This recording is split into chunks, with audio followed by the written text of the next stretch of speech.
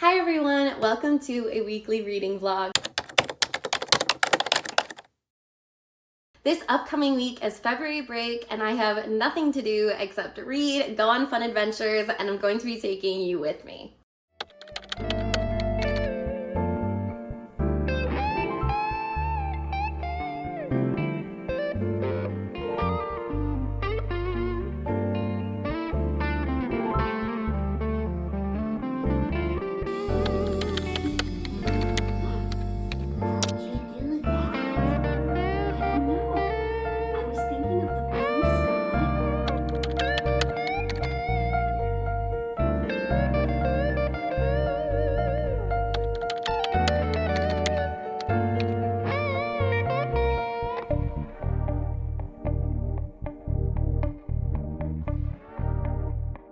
Hi everyone, it's currently Tuesday. I'm actually headed off to work at the public library from 3 to 7 and just a little bit, so I haven't gotten to do a ton of reading. I went to the gym earlier and I cleaned the apartment, but I'm really excited to dive back into Parable of the Sower as soon as possible. I'm really enjoying this book so far. I figured that I would enjoy it. I didn't realize how lyrical and beautiful this book was going to be, especially for a book that I've heard called dystopian or science fiction. This book feels so realistic. I'm about halfway, I think, through it, and we've gotten to the point where a disaster has struck and Lauren is really out on her own, fending for herself. I'm definitely interested to see where this book ends up going.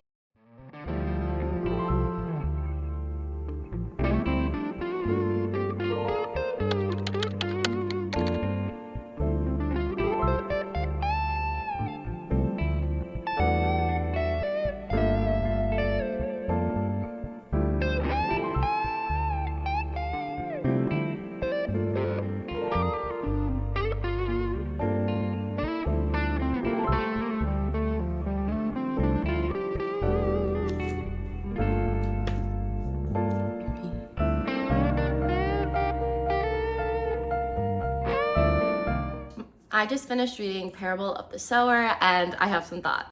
I really enjoyed this book. I went into it not really knowing much about it. All I knew was it's a dystopian science fiction book that's very shaped in reality and the things that we're seeing in our world right now. This is also a banned book, so there's a lot of discourse around it. So I really wanted to pick it up. I really enjoyed Butler's writing in this. I have read one other Octavia Butler book and I really enjoyed it. So many beautiful quotations that apply not only to the situations in this book, but to real life as we're reading it right now. This book talks all about drug abuse, racism, social chaos, power, and it's also really based in religion. I didn't realize how religious this book was going to be.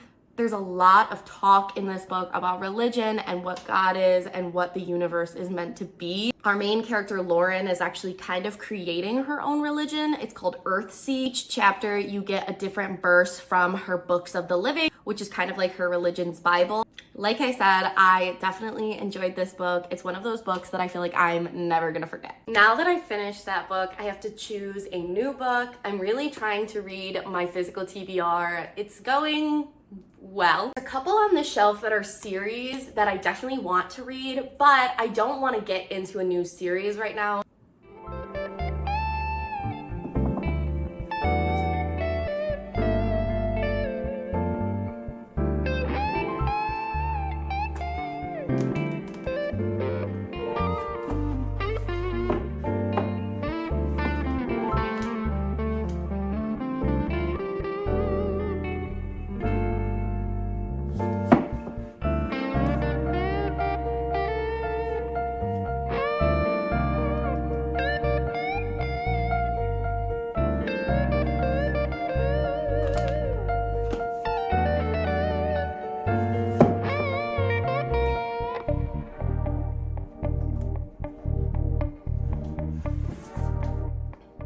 I think I'm going to start Piranesi by Susanna Clarke. I have heard nothing but amazing things about this book, and I just recently added it to my physical TBR. The concept seems really interesting, and it's also super short, so I feel like I could finish it before the end of this week. Hi guys, happy Thursday. I have a super busy day today. I've got a couple different appointments and a workout class, but I'm going to bring my book with me and I'm gonna see how much reading I can get done during all of these appointments. I started Piranesi today and I'm enjoying it so far, but I don't really understand what's going on. I feel like that's supposed to be the vibe right now, but I'm about 30% of the way through it, and while I'm enjoying it and I think that the writing is beautiful, I don't really know where we're going. And while I am headed out for the day, someone is wrapped up all cozy in the blankets on the couch. So I finished my nail appointment and I'm over in the plaza where I'm getting my facial, but I have like a half hour to spare, and guess what's in the same plaza? There she is. I'm not going to buy anything, but I am going to go in there, take my book, take my things, and just sit and read because I have time and I don't really feel like sitting in my car. So let's go. I found a cozy chair. It's like in the corner of some bookshelves, so I'm gonna sit here and read. Just got back in the car from Barnes & Noble. I spent like 25 minutes reading Piranesi, and I'm starting to understand what's going on. We're starting to meet different characters and get perspectives that show that Piranesi's world isn't what we think it is. So definitely enjoying, but I'm back in the car now and I'm gonna go head in and get my facial. Hi y'all, happy Friday. It is currently like 12 o'clock and the only plans I have for the day are a movie at 6:45. So I am going to try and finish Piranesi today.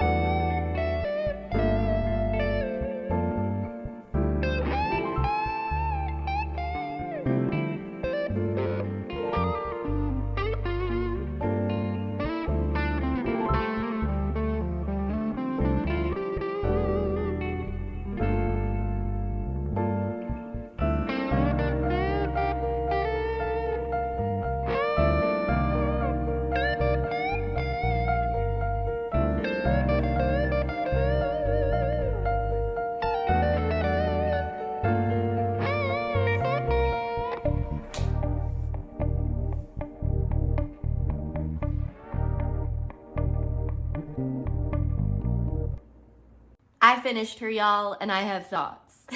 The concept is super interesting. We're introduced to Piranesi and this labyrinth world that he inhabits.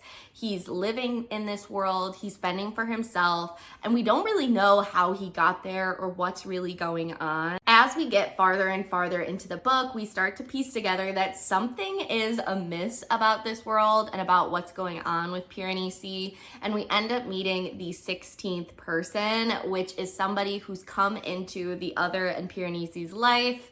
The other talks about the 16th person as trying to poison Piranesi's mind, but Piranesi is kind of interested in this person and seeing what's going on. It's very beautifully written, but also really dark and haunting, like this beautiful labyrinth that Piranesi lives in, but you can tell that there's something darker and more malevolent going on. Am I happy that I finally read this book to see what the hype was all about? Absolutely. Do I fully understand all of the hype that this book gets? Not really.